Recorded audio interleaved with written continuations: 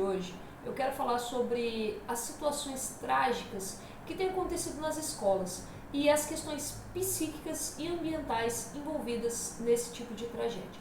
Bom, para começo de conversa, não é qualquer jovem que vai fazer aquilo lá.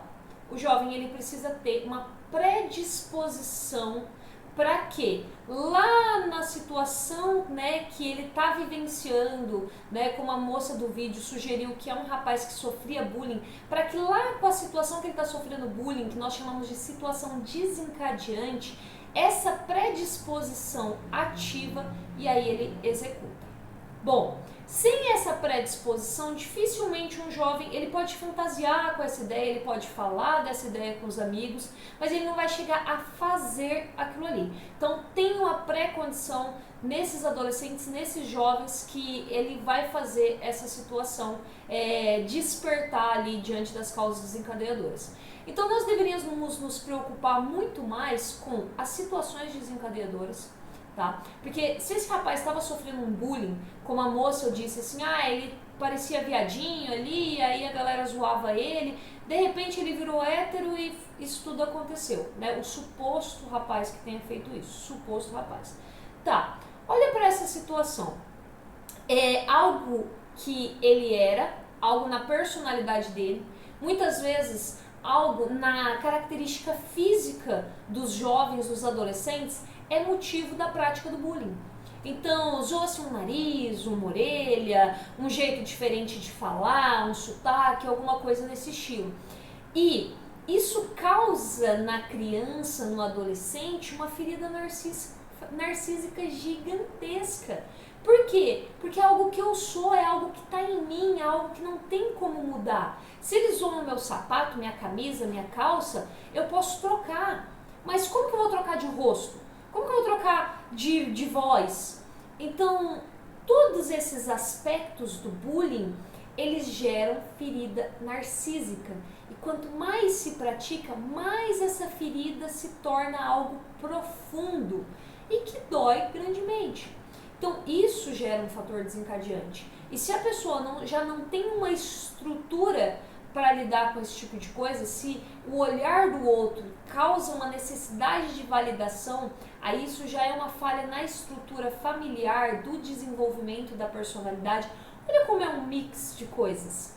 Então, fique esse alerta para a importância do desenvolvimento em todas as fases, ele ser eficaz. Então, o bebê precisa ser bebê, a criança precisa ser criança, o adolescente precisa ser adolescente, e assim as fases de amadurecimento vão se passando.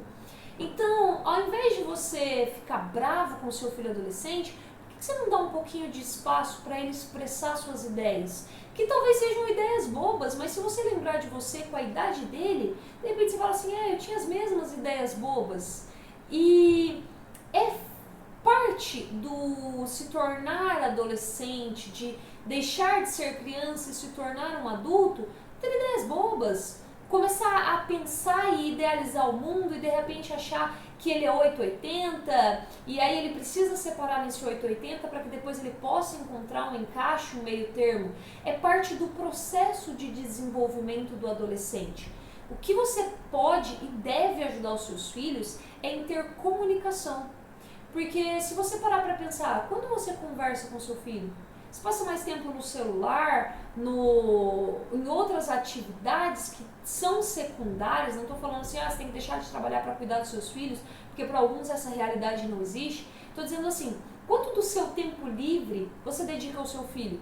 Conexão real, comunicação verdadeira, sincera, falar e, principalmente, ouvir o seu filho. Não é sentar e chamar para bronca e querer conversar temas polêmicos. Você não conversa com seu filho há muito tempo, você não tem um papo, uma intimidade, não fazem nada juntos e de repente você quer que ele se abra sobre temas que ele mal consegue se abrir com qualquer outra pessoa. Não vai acontecer, não vai fluir. Então você precisa criar essa conexão com seus filhos. E, por exemplo, tem gente que censura celular, computador, essas coisas assim. Gente, isso é ineficaz. Porque o seu filho, por mais que você vá lá checar histórico e tal, não sei o que, ele é esperto.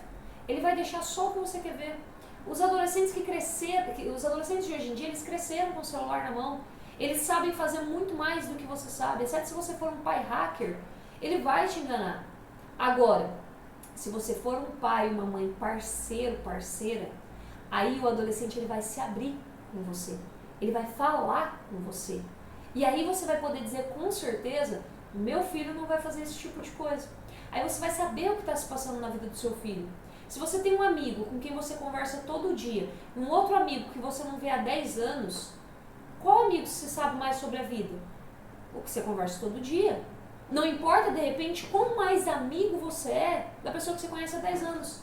A pessoa com quem você tem mais convívio, mais comunicação, é a pessoa com quem você tem mais intimidade. É a pessoa que você saberia dizer com mais certeza é ou não é capaz de tal coisa. Então, antes de se perguntar e buscar sinais e evidências de que o seu filho ele pode ou não estar fazendo esse tipo de situação, se pergunta qual o nível de intimidade que você tem com o seu filho. Até porque tem mais um detalhe.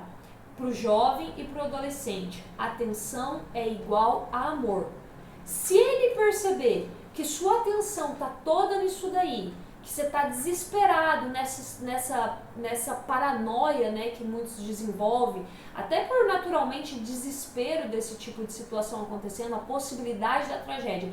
Se ele perceber que você está se entregando a essa possibilidade de tragédia, ele pode fazer algo parecido, calculadamente, para chamar sua atenção. Igual quando falam, a pessoa tentou se matar, mas ela estava só querendo chamar atenção. Falou em se matar para chamar atenção. A minha pergunta para essas pessoas é, por que fulano, né? Por que essa pessoa precisou de algo tão drástico para ter atenção? Lembra sempre, para a criança e para o adolescente, atenção igual amor. Então, quando eu chamo atenção para mim, quando vocês me dão atenção, não importa como essa atenção está sendo chamada, não importa se é com bagunça, não importa se a atenção que você vai me dar é me bater. Quando eu chamo a atenção para mim, eu me sinto amado. Eu, criança e adolescente. Porque o adolescente e a criança, eles ainda não simbolizaram o que absolutamente significa amor.